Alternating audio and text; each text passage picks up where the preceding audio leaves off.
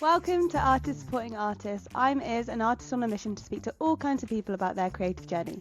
On this week's episode, I'm speaking to Yungpicari, or just Arianna. We dive into how she manages uni, content creation, being an intern, and doing art all at the same time. We also talk about AI art, building a community, and connecting with people on a human level. If you're somebody who's struggling to fit in your art whilst either at university or in your full-time job, maybe this episode's for you. Enjoy. Hey Arianna, welcome to Artists Supporting Artists. Hi, How are you today? I'm doing pretty well. Thankfully, it's a really sunny day out, so I'm excited to go outside later today. Yeah, because I guess you're getting a lot lighter in the evenings now, hey? Finally. It's been a depressing winter when you barely see any sunlight, but yes, we're finally getting Yeah, sunlight here in this state, so it feels good. so nice, so nice. Okay, so I'm going to start off with a question that I ask everyone to start with just to warm us up. And that one is, what does creativity look like to you? Um, that's a great question. I think for me, creativity looks like being able to express yourself and express to others what the world looks like to you. I was even having this conversation a little earlier with my community about how when artists have an art style, right? Like there's this trend of artists trying to find it as if they don't have one. But I've always, and I don't know where I've learned this, I've always understood that art is just literally your interpretation of what you're looking at and how you feel about the world around you. You know what I mean? And that's what I think creativity is to me. And that's why I no longer try to an art style. It's more of developing it. And that changes with, education, with your experiences and the age and like who you are. So yeah, I just think creativity is a human expression of what life is in whatever medium they choose. I completely agree, completely agree. And I actually saw your video the other day of you saying like something like, "Oh, if you don't think you have an art style, but I told you to draw this water bottle, you would draw it differently to somebody else." Yeah. And I basically think that's creativity because And not everyone thinks the same. yeah, 100%, Andrew. And you don't even have to perceive yourself as an artist in the type of like talent. I don't like the feeling of this kind of like gatekeeping of the word creativity if you're not stereotypically talented, within art or music or something. A couple of other people who I've interviewed have mentioned like, you could be a coder and you could be talented, a chef and you could be talented. It's about your brain. It's not about how you use your hands. Yeah, it's all about the process on how you just take in the world's input and how you want to do your output genuinely. Like that's creating at the end of the Yeah, day. You take in something, there's an output, and that can go with coding. Because I'm a data analyst outside of being an artist, so that I of understand course, that yeah. that terminology. And I think that's super cool. Like a lot of people get confused on, oh, how are you in finance, data analytics school, and you love art? And I'm like, they're pretty similar to me, right? At the end of the day, Mhm. to me, it's like solving a problem. Like I have all this stuff, I have all these experiences, or I have all this data, and I have to figure out how to make it into something that I need, or someone else needs, or what I think the world might need. And I think the next question is something because I mean, maybe I'm naive, but I don't know, hugely about where you started off from. So can you tell me a bit more of where the name I'm going to say Young Picari. Am I saying that right? Sorry, yeah, yeah, Yeah. Okay. Where did that come from? Because obviously your name is Ariana, yeah. but you go by the pseudonym Young Picari on your socials. So where did that come from? So it's super funny because I've been drawing since I was like probably 11 and I got serious when I was 16, but when I first made my social media or like my first social media, which is not the account that I have, I needed to come up with a name. Mm. And a lot of my favorite artists like they had pseudonames, like names that weren't there, like some were like drawing waffles or um it's just weird names that wasn't their name, so I just thought it was cool. So I'm from Philadelphia in the US, and there's a lot of rappers, and a lot of them Hmm. this is crazy. I grew up around a lot of that hip hop culture. Like I'm Dominican, so I just grew up around a lot of black and brown communities, and a lot of people at that Hmm. time wanted to be rappers. So you would see a lot of young babies or young thug Yeah, or some yeah, yeah, yeah. YUNG, young something. So I was like, okay, I'm gonna add that because it's like culture and like I like Yeah, that's how I. And then pick for yeah. Picasso, and I know Picasso has like a weird kind of history. Like a lot of people don't like the artist himself, but I was always called Picasso in my family because I was the only artist there. So Young Pick, and then Ari for my name because I Okay. go by Ari, but my full name's Arianna. So Yungpicari. And there Hmm. was actually a time where I wanted to like just go by my real name, but I like the separation of like Ari the artist and Ari the person, especially just like my business mindset. Like Yeah. I'm just able to separate things better.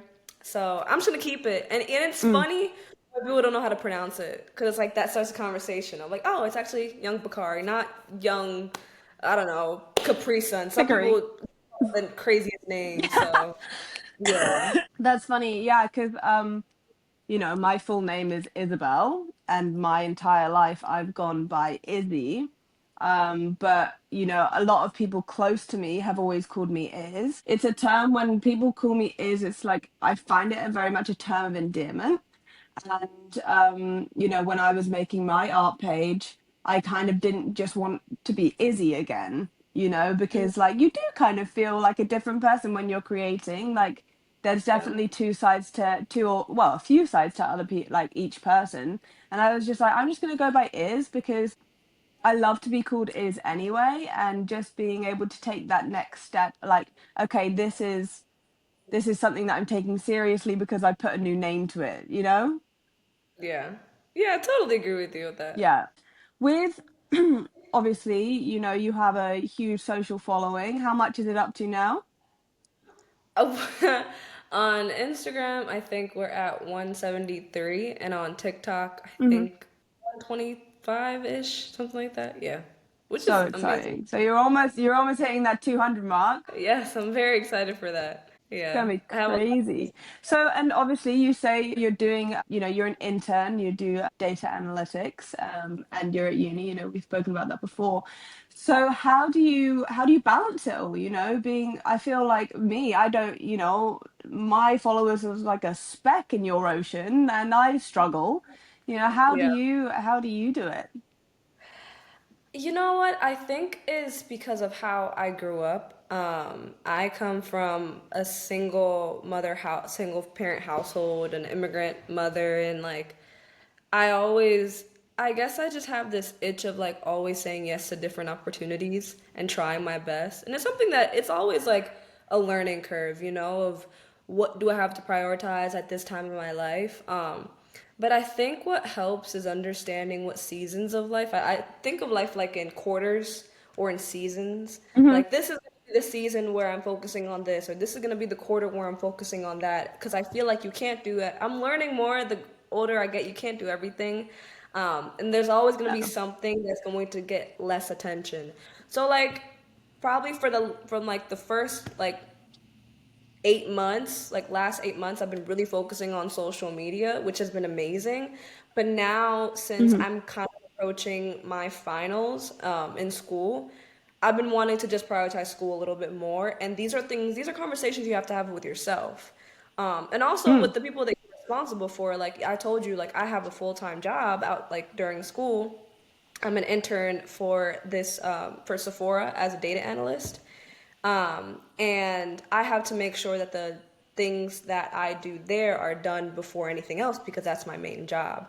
So it's like, I think for Yeah. me, it's understanding what I'm responsible for, who I'm responsible for, and what has the most like importance in my life at the time. So like that changes, and that's all about having conversations with myself, like I said earlier. So yeah, I think it's heavy on communication, but not just with others, but with yourself, which is really, really Mm. important. But Yeah. yeah, one thing I would also attribute all of that to my faith. Like I'm Christian, and a big thing on Hmm. how I've been able to do anything, I would always attribute that to God. So like I had to mention that. if it's a big part of your journey, it's a big part of your journey, and I'm sure you're not shy about owning that, because it's something to be proud of. So when it comes to socials, I find that I need to create like a full schedule to be able to do anything, because obviously, like you, I have a job, and I mean, I'm not going to school, which is a saving grace, but I have a full-time job, and trying to paint and do all of the things, and then content create, which is, I sometimes find that I'm actually content creating more than I am painting, which is like, how's this working? So Yeah. do you have any like tips and tricks for anybody who is trying to put their art out there onto socials and is feeling overwhelmed? Like, how would you be able to address that situation and make people feel a bit more comfortable with it? Yeah. So one, that conversation of like, am I an artist or am I a content creator, is really funny because I'm seeing that like on the rise right now, especially in the art community, because some people might not like call you an artist because you do content, or call you less of a serious artist, which I think is Mm, ridiculous, because we are in an age where content creation is giving artists more access to go full time, which is amazing. Um, yeah. and yeah, so I personally think that you're an artist regardless if you do content or not. Like we talked about, the art world artist should not be gatekept at all. But in the realm of Mm-mm. trying to do art, work, and content, or just content and art in general, um, I would say that it's important to have an idea of what type of art you want to show off, because some people, for me, right, I show a lot of finished work, but I have also been able to notice that a lot of like social media and content, they like when they just see your process, and that can take off a load of you having to actually Mm. create every single day. So when I first started my account, it was a lot of just finished art, finished work, a lot of sketchbook art, and like mind you, those will take hours. But what I've noticed as social media has progressed, a lot of people want to know who the artist is. So that's taken um, a lot less pressure on me actually creating art all the time, and Mm. me just being able to show my story and tell my story and have conversations that, so in that I don't have to always feel obligated to create art for social media.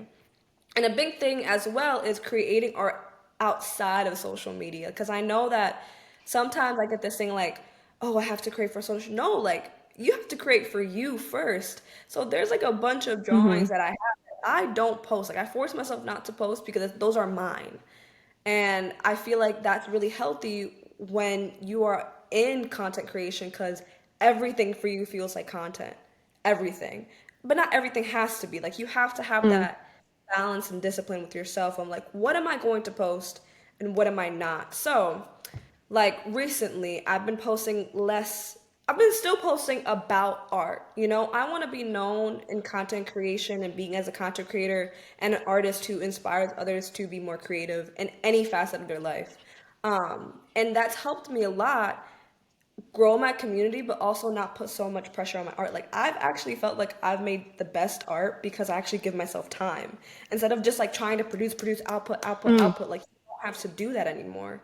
And I think that's No. like why content creation is so cool, because I can have conversations about why I don't like AI art, or why I feel like you don't have to find your art style, and still build that community and still build people up to understand who I am as an artist. So when I do have the time and the energy and the want to put in that finished work out and sell it, they know me and they have this relationship with me. So they're going to want to buy my art.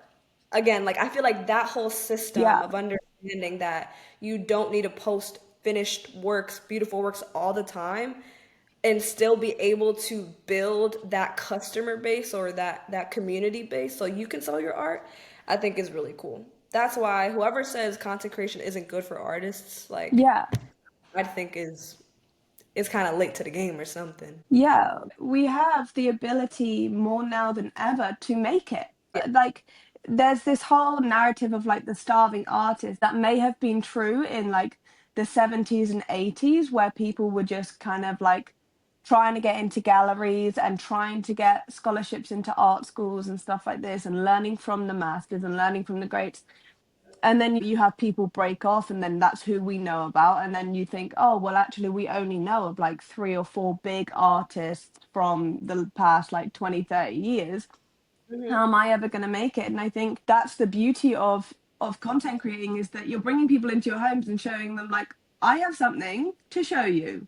You know, you look at the figures and you just think, oh, like somebody's doing better than me. You know, it's always a comparison game with social media. Somebody's always going to be better than you because there are more famous people out there than you or whatever. And there'll always be someone on the rise that's going to take over from you, whatever. But and then if you actually look at those numbers and you think about, if I did a gallery opening and that amount of people came to my Yeah. gallery opening, you'd be like, I've made it. But Yeah. because it's just a little number on social media and somebody else has got a couple more thousand views or whatever, you just think, like that piece was rubbish. And it's like, Yeah. that's not And true. I wish like people would see that more often and know that. Cause like honestly, it is hard in the beginning. Like you get so used to these big numbers that like let's say a video flops and you're like, "Oh, I suck." But no, like I think that Mm, as artists, it's different from influencers, right? Like it's like their whole lives. But with art, I feel like sometimes it's a little bit more personal because it's like, whoa, I worked on this for hours and only 100 people saw it. But mm-hmm, like training yourself to understand what 100 will looks like is so important when you're first starting out and even when you're continuing. Like for me, when mm-hmm, I first started out, I gave myself thresholds. So when I first started like posting, if I got 1,000 views or 100 views, whichever my threshold was, that was a successful video regardless. And mind you, I could have, I don't know, 10K followers or 100K, but if I get 1,000 views, even if it's so, it's just for so I could feel good. That is enough because 1,000 people is a lot of people. If 1,000 people were able to look at my video or mm, my art and like it, that is enough. So I feel like it's really, I think when you're an artist and you're putting your work out on social media, you really have to have a strong mind because it is so easy to put your value on numbers or on likes or on views, and that's not how it mm-hmm, should be. Genuinely, like there's some artists that make a living that have like half or a quarter of what I have. Like I don't make a living off of art even if I have followers. So I also want to put it out there that followers don't equal revenue. It's honestly like the work you put in. There's so much other stuff that goes into being a full-time artist and a full-time content creator outside of views and followers and likes and shares that people don't know about. So don't equate someone's success or your success to just follower count or numbers because I promise you like there's so much mm. more that goes inside of that I'm still learning. So yeah, just to piggyback off what you were saying. Yeah, and like I went to a gallery, an exhibition opening a couple of weeks ago. My friend knew the artist, and so I went, and there was probably about 100 people there, and I was like, oh my God, like this is amazing, blah blah blah. And then it wasn't until a couple of days later I saw my friend again, and she was like, oh yeah, like we all went to school together. Most of those people there went to school together. But like from my perception, like I was just looking at all of these people and thinking like, wow, like look at this following that this person had. Not even thinking that they probably knew them for another reason than their art. In my head, I was just like, oh, they made it. And then when my friend said that, I was like, oh, okay, like that's still amazing that somebody's being supported, but it's like it doesn't matter who those people are, you know? If it's just my family, like looking at my art, like if I was doing a gallery opening and only my members of my family came, that's a load of people anyway. I come from a big family. But like, Yeah. that's people who care. I would rather have 10 people there who care and will want to support me and purchase a piece or whatever than 1,000 people be there and be like, this is rubbish, you know? Yes, and to add on to what you said, the quality of your community is so important. And from your buyers and people Yeah. who want to acquire your art, and that's a lot. Well, again, like that's why follower count doesn't matter. That's why as an artist right now, like I'm learning to be less about growing and following and more about growing in Mm, community and people who are interested in me and my art. And that's so much more important. Like you were saying, like even if it's my cousin or a friend, if they're willing to purchase a piece, like that's everything. You know what I mean? Like Yeah. I feel like artists get in this trap of like, let me get a bunch of followers. Like, no, bro, like you really want to be able to curate your audience. And that's what people don't Loyal understand. following. Loyal, a loyal following is super, super important. And like, I mean, I have a bunch of like tips on how to like kind of move away from like that clout chasing to community cultivating kind Hmm. of like, content creation, but we could talk about that later. But yeah, like you said, quality of your audience, quality of your of people who want to purchase your art is so much more important than quantity. Yeah, and and we can talk about that now actually, because that is a big thing that I'm trying to achieve with this is humanizing people. I think we spoke about that on the phone. Humanizing the artist, humanizing the content creator, to be able to build a community of really supportive people that just want to lift other people up. But yeah, you were talking about clout. Go talk about that. Yeah. So like there's a difference between clout chasing and community building when it comes to social media. Honestly, as someone who's been active on social media for almost 2 years now, I can confidently say I know if I really wanted to like gain 15,000 followers today, I could. It could, but it would, but the thing is, at what cost, right?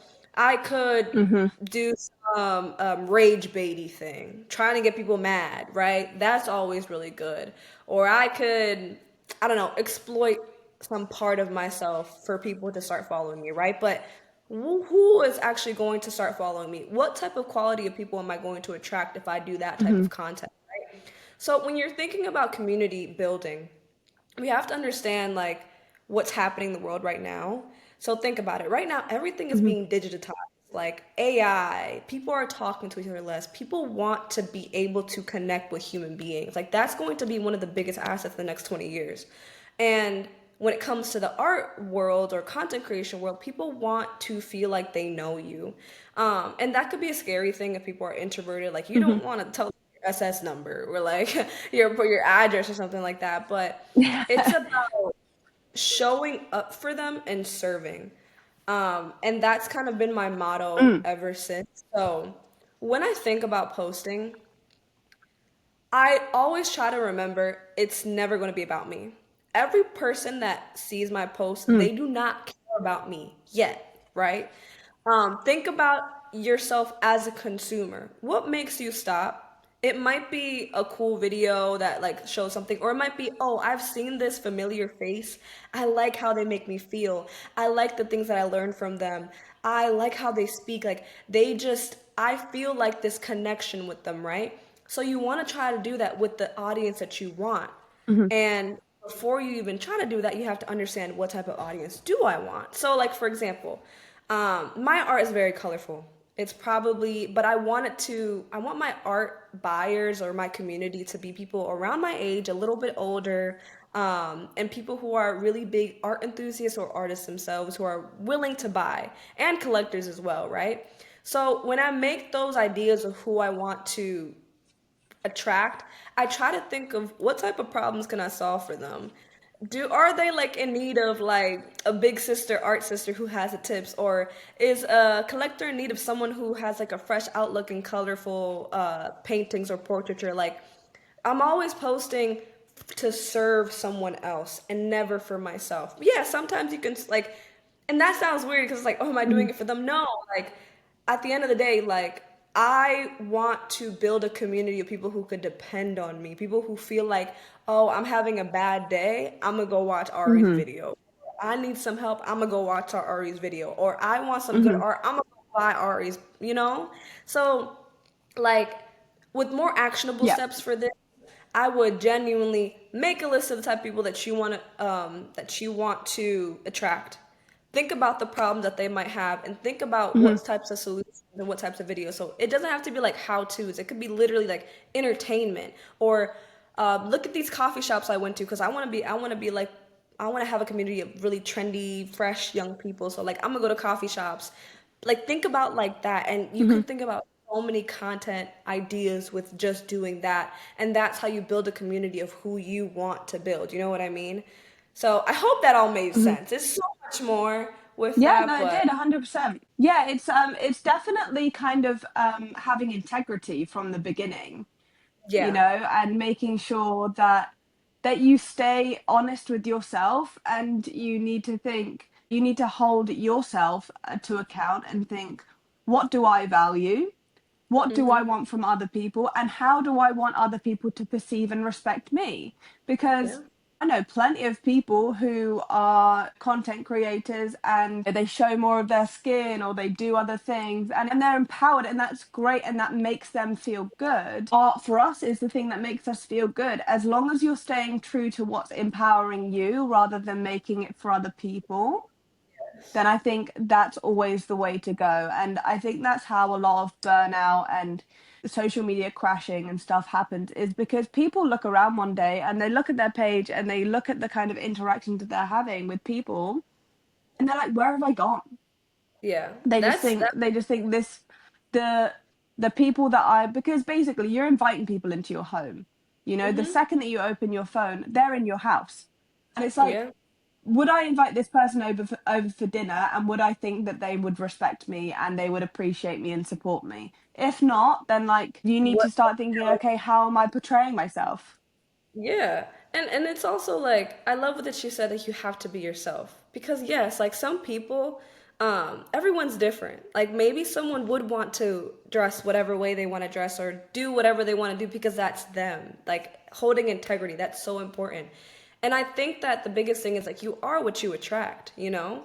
So if you feel like that, Mm-hmm. not that you are what you attract, but like if you feel like you're attracting an audience you don't like, you definitely have to like what's the word, understand what am I doing, am I starting to like kind of deter from like my actual mission of like what I'm trying to do, because Mm-hmm. again when I mean by serving, I mean by serving the community that I want, you know what I mean, like you have to understand what you want to get to where you want to Mm-hmm. be, you know? So I definitely agree with you with the integrity part. I definitely agree with you. You have to know who you are. Um, and wait, I'm sorry, I wanted to mention one thing. Knowing who you are or trying to Mm-hmm. figure out who you are before social media figures that out for yourself is so important because social media loves putting Mm-hmm. labels on people so quickly. Like if you by accident get known by something, Yeah. you'll be known as that girl, the hair girl or the fit girl, or if that's Mm-hmm. what you want to be known for, amazing, great. But that's why you have to be so Mm-hmm. intentional to post fun. And like you have to understand who you are or who you want to be and what type of community you want because social media will easily put you in a box if you don't understand who you are Mm-hmm. until like and they end up giving you Yeah, your identity. you need to put yourself in it first. Yeah. You Yeah. choose your box. Totally, totally, totally. Yeah. Yeah. And also, you know, for yourself, knowing who you are anyway is a huge life triumph, right? Like Yeah. staying true to yourself in every kind of way. And I think then, you know, just putting that onto social media, it's just another string to that bow of staying true to yourself. And I think a lot of people get all of this information dump of how to go viral, how to grow followers, how to do this, you must post every day, blah blah blah blah. And, you know, and to be able to achieve that, if you're posting 3 times a day, you're giving Shoot. yourself away to a community 3 times a day. And sometimes that can be tiring and sometimes that can be hard. And it's like, am I doing this in a way that is still staying true to me, or am I just trying to put something out there? You know, because like you see all these people and they recommend you doing this, and this is a good hook, and talk to the camera in this way, and blah, blah, blah, blah. And I think when you're trying to push out so much content, it is very easy to slip into, I'm just going to put it out there, get the followers, and then when I've got a following, then I'll be myself. And it's like, you can't be like that. You have to just stay true the entire way through. And that's how you'll get a loyal following, is because people can depend on you. Yeah, I think you have to start in the beginning the way that you are. Like, again, going for clout chasing, sometimes people have like good things that happen to them, like if they one thing goes viral, but most of the time you always just have to think about integrity. You always have to think about who you are in the beginning, what you want to be known for. I think that's really important. I think a Mhm. lot of people go to social media and content creation, not really knowing what they're trying to do there. But I think for artists, we have it a little bit easier because we kind of understand what we want to be full-time artists. You know, we want to inspire people. We want to sell our paintings. Like Yeah. that's already like you have half the battle. Now it's just about how you want to present yourself. Like, do you want to be an educator? Do you want to be someone who Mhm. inspires other people? You want to be seen as like the cozy person. Like there's so many archetypes that you could be. I also believe in pivoting. Like maybe right now I'm like the college girl, but maybe Mm. in a year I'll be, I don't know, in a barn and with like painting in a farm or something like that. I don't know. Yeah. Like it's okay to pivot, Yeah. and that's why I think it's so important to be able to have that relationship with your followers, because then when you pivot, it's like because they're your friend, it's like, oh, my friend is just having a different era. She's in her different era. That's why I think it's so important to have Yeah. that 100%. that anchor, because you're gonna pivot. My art style is gonna change. My things that I like are going to change. The way that I talk, the way that I dress, like people change all the time. So I think, but the thing that doesn't change is like who you really are, like your values, your personality, like they don't change, and like that's what you want people to connect with the most. And I also think because everyone says in social media, always there's one person saying one thing and then the other person say it's like the devil and the angel, right? Like one person Yeah. saying to do, you have to niche down, and then the other person like, don't niche down. I think finding your niche of what you want to put out is quite important. You know, if you're an artist or if you're a potter or if you want to just be a content creator or an influencer or a musician, like staying within that niche but being able to play inside it, I think is really important. Because like on my page I say I'm an exploration artist because I I want to set what's the word? Like I want to manage people's expectations that I could switch it up at any Mhm. point, and that's okay. Like it'll always be art based, but yeah, one day maybe I'm showing you how I'm making a piece, or the next moment I'm showing you how I get ready to content create for the week, or how this is my favorite brush, or whatever. Just being able to move freely within that, because with my paintings, they do take a really long time, and there's only so many progress videos that you can put up of one painting because it's slow moving. Because I'm such a perfectionist, um, it's like I've had to delve into the other angles of it. But that's good because people are getting to know me more, and then when I launch this, obviously I'll make reels of this, and have good like tidbits and like Ari's advice and everything like that, and that will be another thing to be able to post just to kind of fill a gap Yeah. whilst I'm making something that I'm proud of, because I don't want to rush it, because I Yeah. feel like staying true to me is staying true to that perfectionist inside me. And I love taking a really, like, I could definitely do a painting in half of the time that I do, but just because I grow so attached to the painting that I want to take my time and I want to do it the justice. And I hold myself to such a high standard when it comes to being an artist, and that As- that's not gonna change for pushing content out. I'll just chat the camera's ear off for 5 minutes about a different paint that I've used. No, and again, like that, I think that's genius, calling yourself an explorative artist, right? That's what you call Yeah, yourself? exploration artist. Yeah. Exploration art. That's like genius. Like, Hmm. I think that's why content is so cool, because yeah, one day you can talk about your process, or another day I could talk about my favorite cafe I like drawing at, or my favorite matcha drink, because people Hmm. are starting to like that. And there are going to be people who, for some reason, think that we might be less serious artists, but no, it's because we actually care about our art so much. We're not going to force We feed have a you life. with bad. We have a life. Like I do. Mm. Like I'm sorry. I don't know if you want me to eat, breathe, eat like art, which I would love to do, but I cannot. Like, I have to eat and breathe. So, Mm. um, yeah, that's why I love content, and that's like something that I similarly do. I call myself an artist, but it's like my art diaries or like kind of like creativity and all about it because I would love to. Sorry. One thing about content is that it gives you opportunities to be in different rooms that art itself won't let you be in. Do you know what I mean? So for someone like me, I love Mhm. tech. Oh, Love 100%. tech. Hate art. I don't like AI art, but I love tech.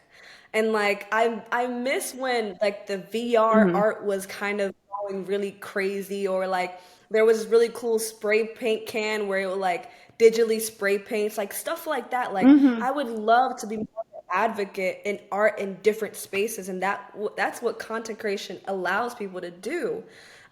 And that's why it's super cool because I can still do my painting, I can still do my art, but I can still be an advocate for artists in different industries, which is incredible. Like even in finance or in fashion or in, I don't know, makeup. Like, not saying that I'm a makeup artist, but just being able to put in a painter's point of view. Again, that's what creativity is, putting our own Mhm. way of understanding life into different things. And that's why content creation and not being so siloed into just being like I'm an artist, but I'm a creative. Not like they're the same thing, but it's just like I Mhm. love creating, I love understanding creatives and stuff like that. So yeah, I think content creation, Mm.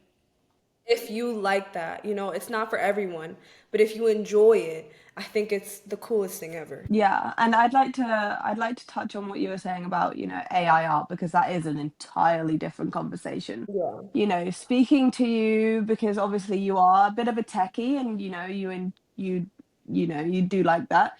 Um, it is interesting because obviously I also, obviously being an artist myself, have my own opinions on AI art. And I would love for, yeah, when you were like younger and stuff and you'd use Procreate and things like that, and you could use all the different things and digital art and AI art have to be separated because actually I feel like they can sometimes be put in a box and actually I know some amazing digital art creators and it all comes Yeah. from in here and everything like that, but and then somebody sees a digital piece and they're like, that's not art, that's AI, blah blah blah. And it's like somebody's worked really hard for that and studied for years, and then AI has come in and made something that looks like the digital art rather than digital art looking like AI. Actual art. And I Yeah. think there needs to be some sort of regulation on AI art. There has to be. When it first came out, I've got my own opinions on ChatGPT and AI anyway, just due to the environment, and just the amount of energy it takes and the fossil fuels that they're now having to reuse because of it. Like it's crazy. Yeah. But um when it comes to AI art at the start, it was really like crazy. You could put, Snoop Dogg and Obama in suit and ties and like top hats and stuff, smoking cigars on a golf course, and you could do that Mhm. with like carrots. I don't know. And it was fun and it was, but then suddenly it really started to snowball into something of people making Yeah. money off of something that they didn't create. And Yep. as artists, we put our entire heart and soul and so much time, so much energy into the things that we create. It will never discredit us, but at the same time, it can also take away from the business side of being an artist. And that's something that I think there should be regulations on. Oh, I agree 100%. So, my stance on AI in general, as someone who does data analytics and I use it, I not AI art, but like Copilot as what most businesses and most companies Hmm. use. AI has been a lifesaver for a lot of coders. Like that's a big thing. Like it can create coding that Hmm. would take us hours and minutes. And I can't say that I don't use AI. Like I've used it to help me Hmm. summarize papers I've had to read 15 for school, or I've used it to help me with coding. And I think that as someone who loves tech, I believe that AI should have always stayed a tool to help people continue to Hmm. create. But that tool is no once you use that tool to take someone's intellectual property and basically take their years of work, Mm. that is no longer a tool. That is destructive. Like that is just destructive in Hmm. itself. Yeah. So I do understand that like the environmental implications with AI as well, which is a whole nother conversation. But honestly, as a tech person, I don't think AI is ever going to go away. I think people are always going to use it, and it's like it's heartbreaking. Mm. Um, but I do believe that when it comes to AI art specifically, um, I think that's just a whole different conversation of like why it shouldn't be used because you're not getting permission from you're not getting permission. Like this is stuff that like when it comes to coders, right? Most of what we did before AI was Googling. We would Google the literal formulas from Reddit posts and copy and paste. Now, what AI does is that they take that information and helps us consolidate that faster. But AI art is literally taking people's creation, like that they don't want you to take. People literally put like watermarks on their art for you not to take them. People don't put watermarks on codes. Like that's not a thing. You know what I mean? Like people Mm. literally put out their code so Mm. people can use it for coding projects. But I think that there has to be, and there will be, I pray, some sort of regulation of intellectual property because when you post out on there, artists don't have the intention of having their art stolen. But even if you think about it with Meta and Instagram, they do have a clause now that they are training their AI through everything that they post, which is insane. And that's even something that we have to be careful with Mm. careful as artists because it's like they did that without no one knowing. No one. Like you have to literally go into the Hmm. depths of your settings to turn that off, which isn't like, you know what I mean, Yeah. which is kind of like crazy. But yeah, AI art, Yeah. I think at the end of the day, it's just horrible. I think there are some artists who are for it, which I don't understand at all. Like you're Mm. supposed to enjoy that process of creating art. Like that's the whole point, not it just Mm. making it for you. Yeah. And then also, I would love to hear your opinion on people who think that they're artists, like actual AI artists. Like that in and of itself doesn't make sense to me. Wow. It's like calling myself a chef if I put something in the microwave. Like that doesn't make sense. 100%, 100%. Or calling myself a producer because I have GarageBand on my phone. It's Serious. like, and I'm very free, as you can tell, with the term artist. I want everybody to feel inclusive. But robots don't have feelings. I don't need them to feel included. I don't need to feel like I'm hurting somebody's feelings when I say that AI art isn't art because it's just an amalgamation of pixels. And I find beauty in most things. As artists, we just do. And my spectrum of the art that I enjoy is vast, really vast. Mhm. And I could be in London, there's the Tate Modern and the Tate Britain, and I love to go to both of them. Tate Britain is my favorite. I love the classics, but I can find beauty in both of those galleries. So, and also finding beauty in other forms of creation, and that's exactly why I'm doing this entire thing. But I'm not gonna sit down here and chat with an AI bot. Like that's where I draw the line. Yeah. No, I totally get you. And it's like this is like a hot take for me. And I would love to talk to you about it. I think Mm. I love digital art. I do digital art, even though I'm usually a traditional artist. But I do think that until we figure out the whole regulation thing, because there are people who are building AIs so we can identify what is real art and what is not real art, which is amazing. But it's like a Mm. part of me feels like because of AI art, I think in the coming years, traditional art is going to be more valuable.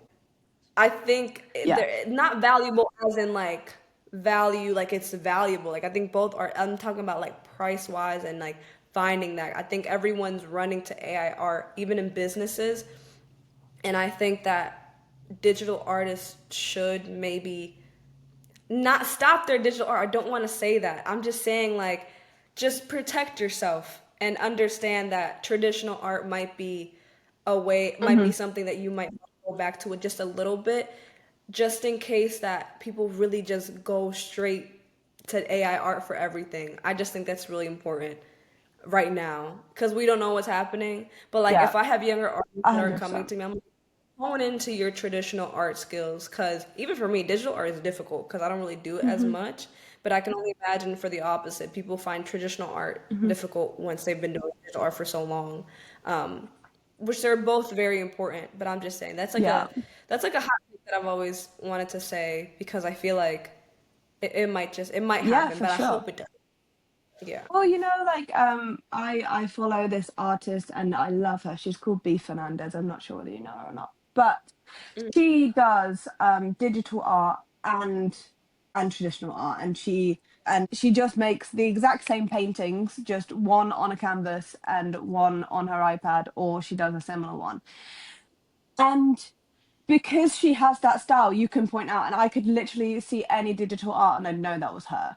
And I think staying within your style when it comes to digital art is really important. Being able to have a watermark or something that proves that it wasn't AI generated isn't, is important again. And I think it's similar to like, how like, online shopping is now a thing, right?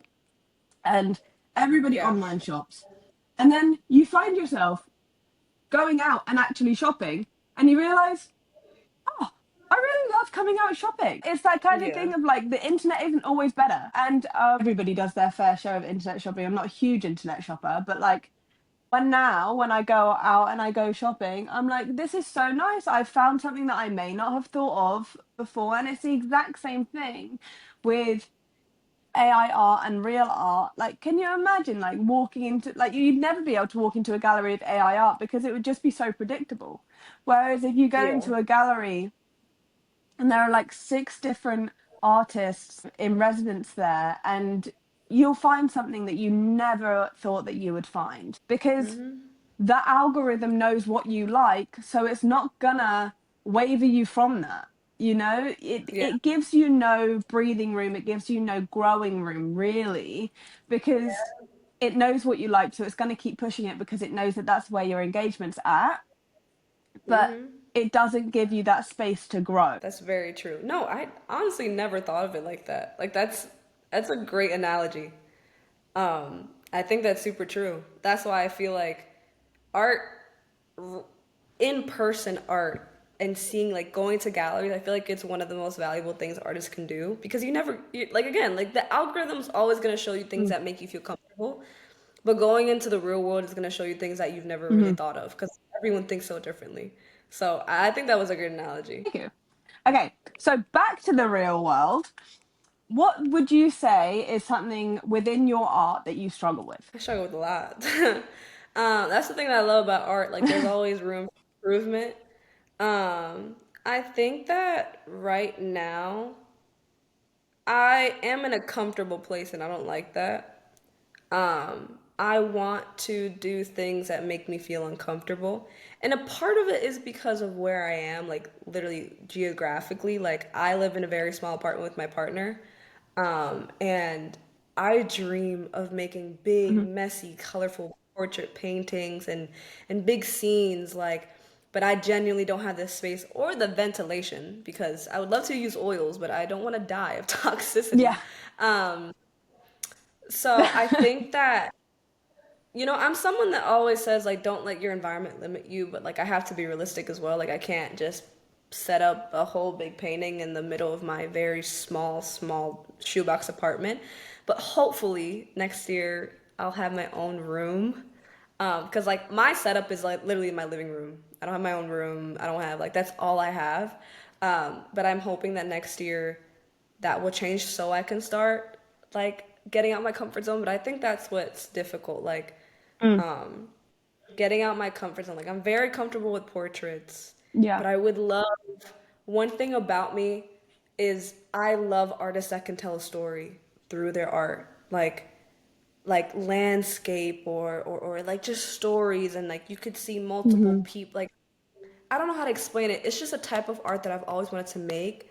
But I think like through the time that I've been an artist, I've never had like a stable place where I could just create. Like, I was creating in my dorm. Mind you, that was a shoebox. You think this is small? It was a shoebox. It was Hmm. two beds, nothing. Yeah. So I didn't really create like that. And I moved every year, so I just feel like I got so used to using acrylic markers, which I love. That's why I love it so much, because it's like very mess free. But I want to go back into painting large scale. Like, I just went home the other weekend and I saw all the paintings that I used to make as a kid. Like, I used to paint so much, like so much, and like big scale as well, mind you. Hmm. Like, I was 15 and I had no skill. Like, I don't know what she thought she was doing, but she really thought she was doing something. But still, I would love, like, I miss just being able to look at a white canvas and like not having a plan and just going crazy, or just having this vision and just kind of going it with the paints. Like, I miss the mixing, like I miss all that. And I feel like because of my environment, I haven't put myself in that uncomfortable place. But having this Hmm. conversation, I feel like I should, because like I feel like my art would flourish so much more if I just really went into what I actually want to make. But yeah, I think I'm struggling right now with out my comfort zone and doing things outside of just acrylic marker portraits. Yeah, I can completely relate. Like, even though it doesn't look like it right now, I live in my van, and this is my friend's bedroom. So Oh, wow. I don't have a place really, like, so what we do is we like rent driveway space at my friend's house, and we can use like the bathroom and the toilet and the kitchen and hang out here, which is amazing. So I can do my art here, which is what I do, and I do most of my filming here. But I'm a big scale artist. I love big canvases. The bigger, the better. It's just my comfort zone.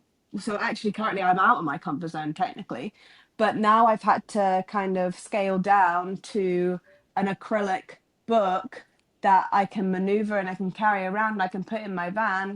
We're heading off down to the mountains in next month for a ski season.